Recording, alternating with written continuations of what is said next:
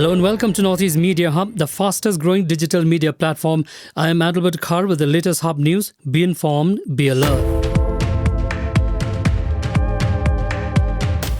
National People's Party candidate Abdus Saleh on Wednesday filed his nomination papers for the upcoming by-elections to Rajabala constituency at DC office Tura before the returning officer CN Sangma. He was accompanied by NPP Chief and Chief Minister Conrad K. Sangma, while a large number of supporters of the party waited outside the DC office. He is also the first candidate to file his nomination papers. UDP candidate for the Mauplang by-election, Eugene-son Lingdo, on Wednesday filed his nomination papers at the Deputy Commissioner's office in Shillong. Lingdo was accompanied by UDP leaders Lakmin Rimbui, Balajit Senrem, Nujorki Sungo and the party's Women's Wing President. Lingdo expressed confidence of winning the by-election, and on winning, he assured to complete all the projects that were started by his father, late S.K. Sun.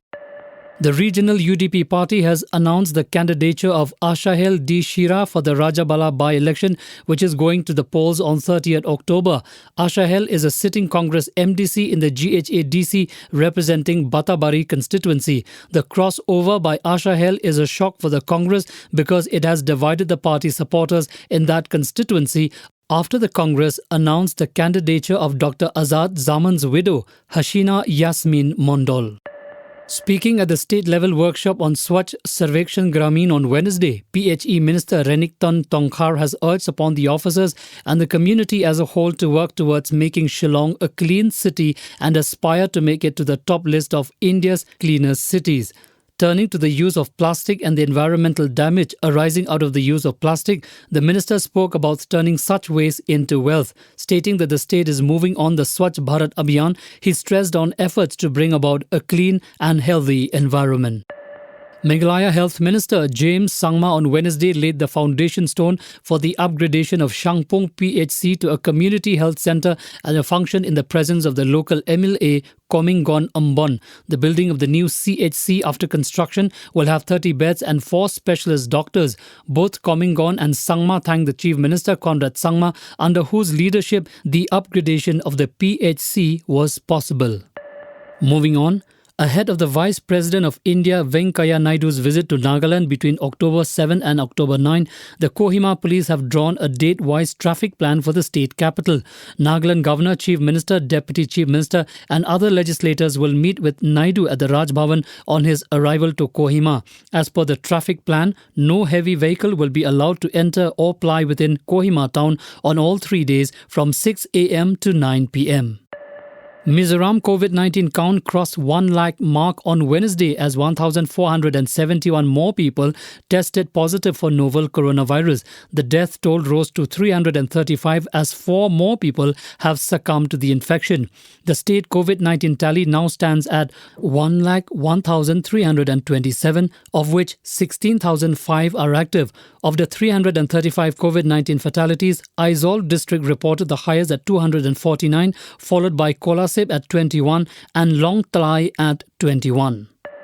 The Ministry of Road Transport and Highways has launched a scheme for Good Samaritans, under which a cash award of Rs 5,000 will be given to those who save the life of a road accident victim by rushing him or her to the hospital within the golden hour of the mishap.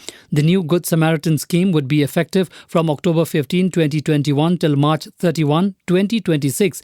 The Ministry of Road Transport and Highways mentioned in a letter to Principal and Transport Secretaries of all states and union territories. Rahul Gandhi on Wednesday launched an all-out attack on the BJP governments both at the centre and Uttar Pradesh over violence in Lakhimpur Kheri. The top Congress leader claimed that farmers are victims of a systematic attack. Gandhi said he will try to visit Lakhimpur Kheri along with 2 chief ministers to meet the families of those farmers who were killed on Sunday. Meanwhile, the Uttar Pradesh government has denied permission to the Congress delegation for the visit, citing imposition of prohibitory orders under Section 144. Veteran actor Arvind Trivedi, best known for playing Ravan on the popular 1986 mythological show Ramayan, died on late Tuesday evening following a heart attack. He was in his early 80s. The actor had been unwell for a long time and breathed his last around 10 p.m. at his residence. His last rites were held at Dahanukar Wadi Cremation Ground, Kandivali on Wednesday morning. Here is an important public announcement. Walk into any vaccination site on vaccination day and get vaccinated. No prior registration on COWIN is required for vaccination. Don't forget to carry a valid ID card for registration during vaccination.